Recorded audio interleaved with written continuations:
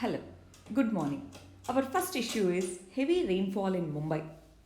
In Mumbai, due to southwest monsoon rainfall, it has received heavy intraday rainfall that has led to the floods. That means rainfall, if it is spreaded across few days or few weeks, it won't lead to flooding. But if the rainfall received is heavier in one day, that is intraday rainfall is heavy, it leads to flooding. So that's the primary cause of Mumbai flooding.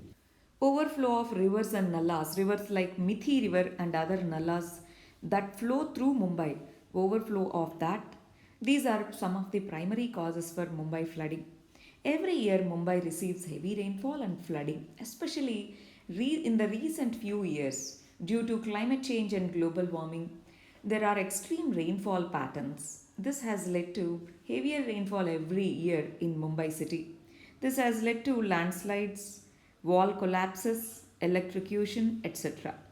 So, what is the way forward then? Addressing the larger concerns of climate change, enhancing the infrastructure, urban infrastructure in Mumbai, and revival of nallas and desiltation of rivers. These are some of the measures which can reduce the vulnerability of floods. Next issue is midday meal scheme. There's a recent report that is published in Nature publication which highlighted that midday meal scheme has reduced the malnutrition levels, reduced the stunting among the girl children especially. What is this scheme? This scheme was launched in 1995 to provide children in government schools with free cooked meal of minimum energy content of 450 kilocalories. The recent report has highlighted that intergenerational benefits of midday meal scheme can be clearly seen. Girls who had access to free lunches through the government schools, their children are less susceptible to malnutrition and stunting. So this means height to age. Stunting means lesser height to age. Now, among these children, there's higher height to age ratio than who did not had the access to free lunches at the government schools. That means this scheme and its performance is good. But what is the issue? Recently, in the last 1.5 years, due to COVID 19, as schools are closed, free cooked meals are not provided. Dry rations are given. But dry rations are not going to be as same as free cooked meal.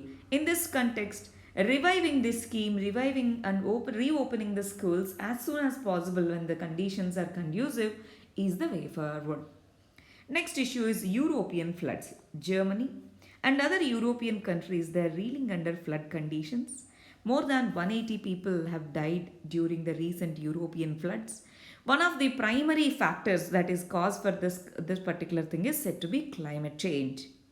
If you have observed, for most of the extreme events, climate change is said to be the primary cause. In this case, also climate change and increasing temperatures are said to be the primary causes for European floods.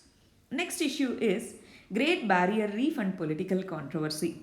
Australia started criticizing that Great Barrier Reef is placed under heritage and danger list because of the force from China. China said we didn't do anything.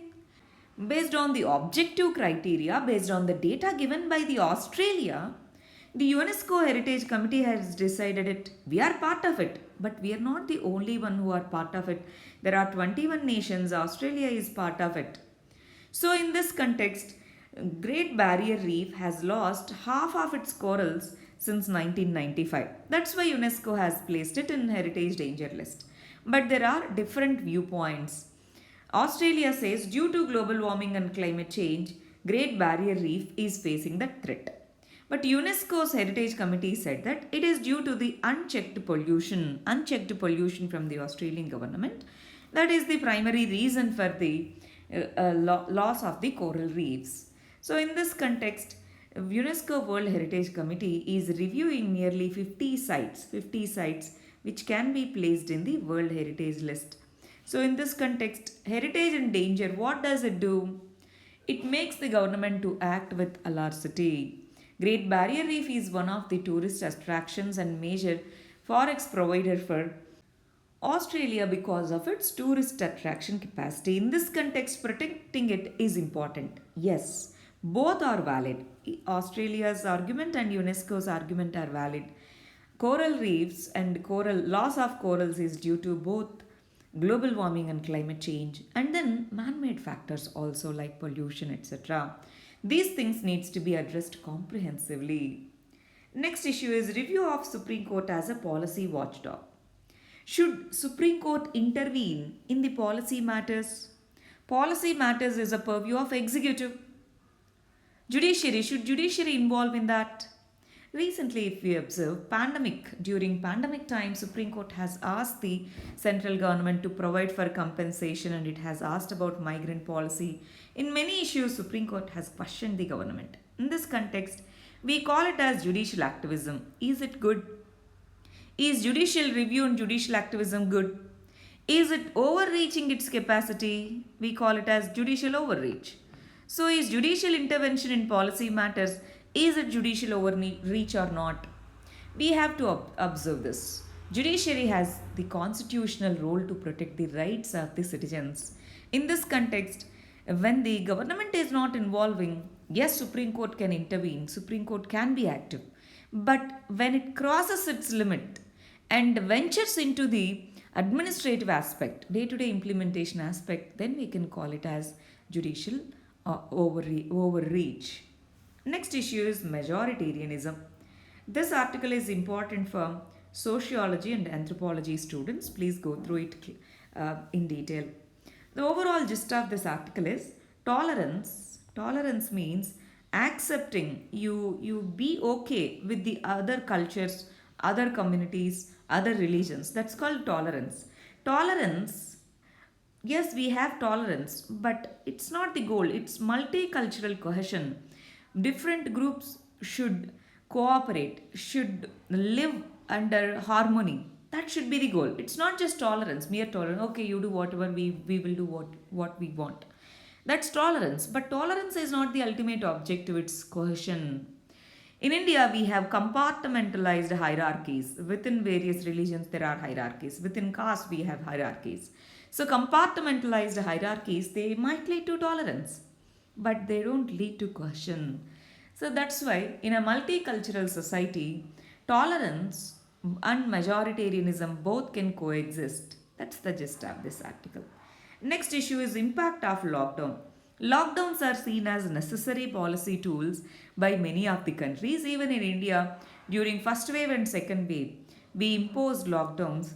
In case of third wave, which is predicted to be in the last week of August, then also we are going to use this policy of lockdowns. But economies, they can't perform in isolation. They need production and distribution. Lockdowns limit this particular capacity. In this context, lockdowns needs to be carefully designed, guided by the trade-offs between harsh and mild policies. Yes, we need harsh policies to address the COVID concerns, but then we also need mild policies which protects the livelihoods of the people. Next issue is valuable economy. How do we build the valuable economy? It's been 30 years since we introduced economic reforms in 1991. Forex growth, foreign exchange growth and balance of payment reserves that we have are not due to the results of exports, but are due to the foreign inflows. Foreign inflows are temporary. Export growth enhances the economic production, employment, etc. Now, in the present context, government is trying to introduce reforms. In this context, the focus should be on building the healthcare system, sanitization, transportation, urban governance, and other services, power supply, etc. These are needed for building the economic activity. Along with them, simplifying the tax norms, implementation of the labor reforms, these things must be and financial reforms also with regard to banking sectors. These things need to be kept in mind to go for valuable economy. These are editorials. Majoritarianism, these are editorials. Our final issue is Trafficking Bill 2021. This bill is going to be introduced in the Parliament. Draft Trafficking of Persons, Prevention, Care and Rehabilitation Bill 2021.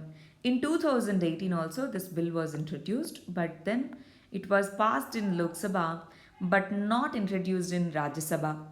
As Lok Sabha was dissolved, this bill also got dissolved. Now, again, government is trying to introduce this bill in the parliament.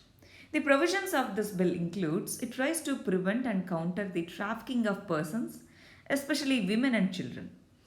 Two, it provides for care, protection, and rehabilitation of victims. Government agencies respect their rights, but then they provide the necessary legal, economic, and social support. And this bill's coverage has been increased. Now it covers the offences outside India also. Someone from India is smuggled to outside country, let's say Bangladesh or somewhere, that will be considered. Or let's say from Nepal, someone is smuggled to India, that will also be concerned under this particular bill. And this bill provides for setting up anti trafficking committees at the state and national levels. They identify the victims and they report. That's how the measures are taken. But then there's a criticism. What is it? Voluntary and forceful trafficking is forceful. But then this bill doesn't recognize or differentiate between voluntary sex work and the trafficking. So that's one of the factors. Next is it leads to criminalization of sex works and victimization of the exploited, and it brought pornography in the definition of sexual exploitation. That might lead to unintended consequences. These are some of the criticisms of this particular bill. These are today's topics. Thank you very much. All the very best.